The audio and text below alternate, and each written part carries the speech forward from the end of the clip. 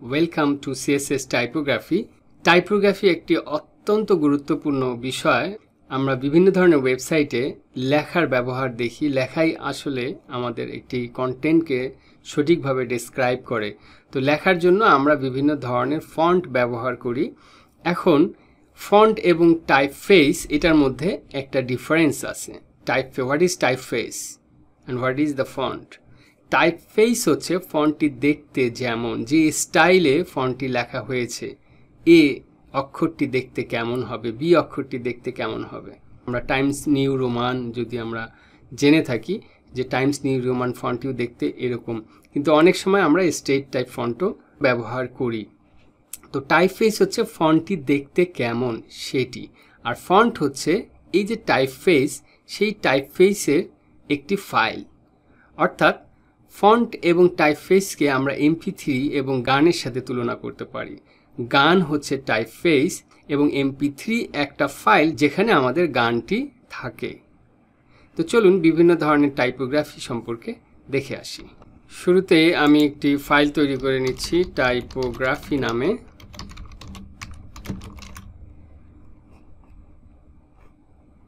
এবং এখানে default code generate করে আমি আগে কপি করে রাখা কিছু টেক্সট পেস্ট করে দিলাম। এখানে একটা জিনিস লক্ষণীয় যে লেখাগুলো যেহেতু অনেক বড় হয়ে গিয়েছে, এইদিকে সরে গিয়েছে এবং আমরা পুরো লেখাটা একবারে দেখতে পাচ্ছি না। এর জন্য একটা সেটিংস আমাদের চেঞ্জ করতে হবে। VS কোডে সব এডিটরই সাধারণত এই সেটিংসটা থাকে। আমরা টগল ওয়ার্ড র্যাপ বললে এই লেখাগুলো এখন উপরে নিচে দেখাবে। তো আমরা চাচ্ছি যে প্রথম যে পি ট্যাগটি আছে সেখানে একটি স্টাইল অ্যাপ্লাই করার জন্য। এর আগে টাইপোগ্রাফির জন্য আমরা অলরেডি অনেক ধরনের টাইপোগ্রাফি নিয়ে কাজ করেছি। তো আমরা পি এর জন্য যেমন আমরা ব্যবহার করেছি কালার, যেমন কালার আমরা ব্লু দিতে পারি, যে কোনো কালার দিতে পারি। এরপরে আমরা ফন্ট সাইজ ব্যবহার করেছি, যেমন এখানে আমি বলতে চাচ্ছি যে ফন্ট সাইজটি হোক, ধরেন ফন্ট সাইজটি হোক 18 পিক্সেল। এরপরে আমরা দেখেছি ফন্ট ফ্যামিলি, যেমন বার্ডান আমরা ইউজ করেছি। ফন্ট ফ্যামিলি নিয়ে আরও বিস্তারিত আমরা জানব। এরপরে ফন্ট স্টাইল অনেক ধরনের হতে পারে। আমরা যেটা এমফাসাইজ ট্যাগ ইউজ করে আমরা দেখেছিলাম যে EM অথবা I, ইতালিক। I যদিও ডেপ্রিকেটেড হয়ে গিয়েছে, আমরা এখন EM ইউজ করি ইতালিক করার জন্য।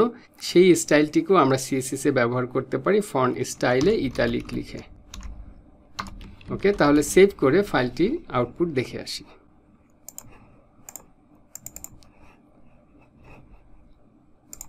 ওকে, তাহলে আমরা যেভাবে চেয়েছিলাম ঠিক সেভাবেই দেখাচ্ছে। এখন আমরা দেখতে পাচ্ছি যে প্রত্যেকটি লাইন একটি আরেকটির সাথে লেগে আছে। কাজে এর জন্য আমরা এর আগে দেখেছিলাম লাইন হাইট ব্যবহার করতে হয়। আমরা আরও দেখেছিলাম সাধারণত ফন্টের সাইজ যা হয় তার চেয়ে 6 পিক্সেল বেশি দিলে লাইন হাইটটি মোটামুটি ভালো দেখায়। যেমন এখানে 18 আছে, তাহলে আমরা কত দিব?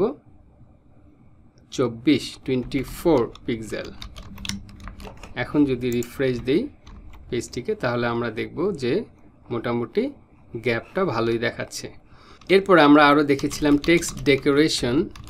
বাই ডিফল্ট অ্যাঙ্কর ট্যাগের জন্য টেক্সট ডেকোরেশন আন্ডারলাইন থাকে। আমরা যদি আন্ডারলাইন করে দিতে চাই আমাদের লেখাগুলোকে বা যে কোনো একটা অংশকে, তাহলে আন্ডারলাইন হয়ে যাবে।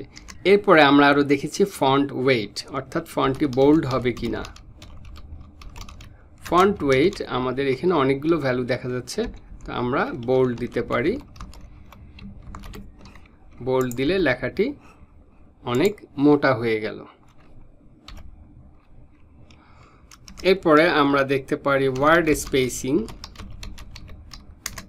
স্পেসিং। প্রত্যেকটি ওয়ার্ডের মাঝখানে আমরা গ্যাপ দিতে চাচ্ছি, ধরা যাক 20 পিক্সেল।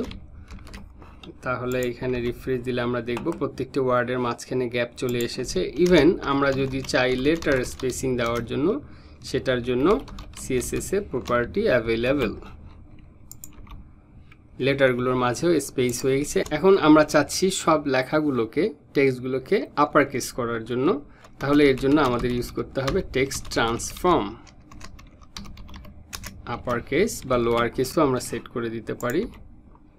তো এরকমভাবে সিএসএসে অনেক স্টাইল আছে যেগুলো দিয়ে আমরা ফন্টের বিভিন্ন ধরনের রিপ্রেজেন্টেশন করতে পারি। তো আমরা প্রজেক্টে ধীরে ধীরে যখন আরও ইনডেপথে যাব, অ্যাডভান্স লেভেলে যাব, বিভিন্ন লেআউট ডিজাইন করব, সেগুলোর মাধ্যমে আমরা বিভিন্ন ধরনের টাইপোগ্রাফি দেখব।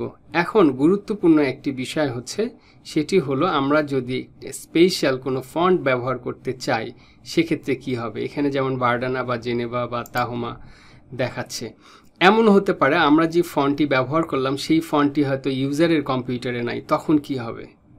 এই বিষয়গুলো নিয়ে আমরা পরের লেকচারে কথা বলবো।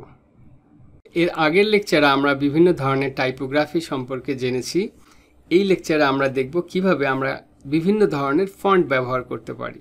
ফন্ট ব্যবহার করার জন্য যে সমস্যাটি নিয়ে এর আগের লেকচারে আমরা কথা বলেছিলাম সেটা হলো, যেই ফন্টটি আমরা ওয়েবসাইট ডিজাইনের জন্য ব্যবহার করছি সেই ফন্টটি বা সেই ফন্টের ফাইলটি যদি ইউজারের কম্পিউটারে না থাকে তাহলে কি হবে।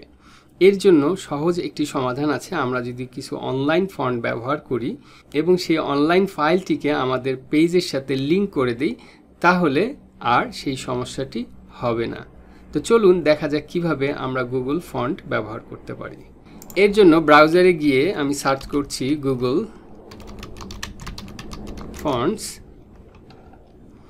এবং এখানে দেখা যাচ্ছে fonts.google.com নামে একটি ওয়েবসাইট প্রথমেই দেখাচ্ছে। আমরা সেই লিঙ্কটিতে ক্লিক করলাম।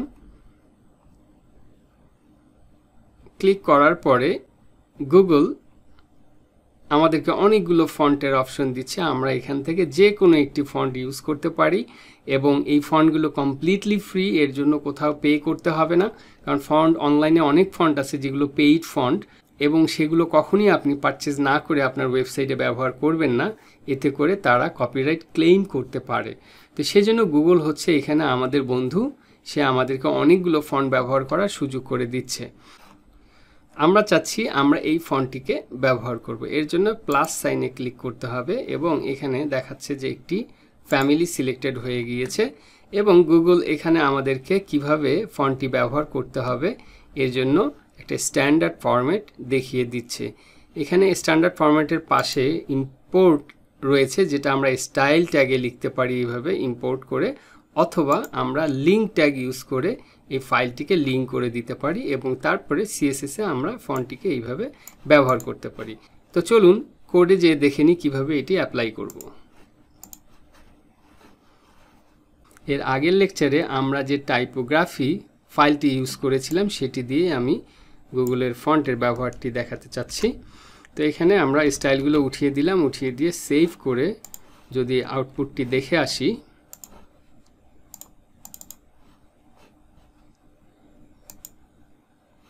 তাহলে ঠিক এরকম দেখাচ্ছে। এখন এই পেজে আমরা গুগলের ফন্ট ব্যবহার করব।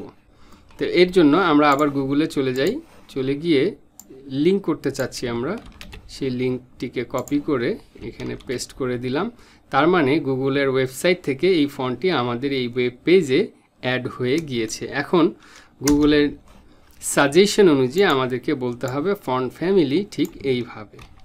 সেই লাইনটিকেও আমরা কপি করে নিয়ে আসলাম, নিয়ে এসে ফন্টে আমরা চাচ্ছি এটা বডিতে অ্যাপ্লাই করার জন্য, যাতে করে ওয়েবসাইটে সব লেখার জন্য এই ফন্টটি অ্যাপ্লাই হয়ে যায়। এখন যদি আমরা ব্রাউজারে গিয়ে আমাদের পেজটিকে রিফ্রেশ করি তাহলে দেখব ঠিক সেভাবেই আমাদের ওয়েবসাইটে লেখাগুলো দেখাচ্ছে। এখন ধরা যাক আমরা দুইটা ফন্ট ইউজ করতে চাচ্ছি, সব হেডিং ট্যাগগুলোর জন্য একটা ফন্ট এবং অন্যান্য লেখার জন্য আরেকটি ফন্ট। তো নতুন ফন্টটি নেওয়ার জন্য আমরা এটা ক্লিয়ার করে দিলাম। ক্লিয়ার করে দিয়ে আমরা চাচ্ছি হেডিংয়ের জন্য একটি বোল্ড টাইপের ফন্ট সিলেক্ট করতে, যেমন এই ফন্টটিকে আমরা হেডিংয়ের জন্য ব্যবহার করতে পারি।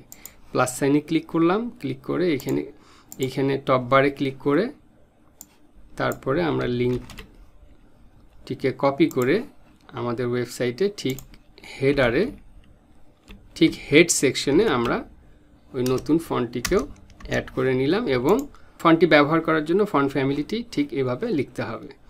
তো এর জন্য আমরা আবার কোডে চলে যাই। এখন বডিতে যদি আমরা ফন্ট ফ্যামিলি অ্যাপ্লাই করি তাহলে সব লেখার জন্য এই ফন্ট ফ্যামিলি অ্যাপ্লাই হয়ে যাবে।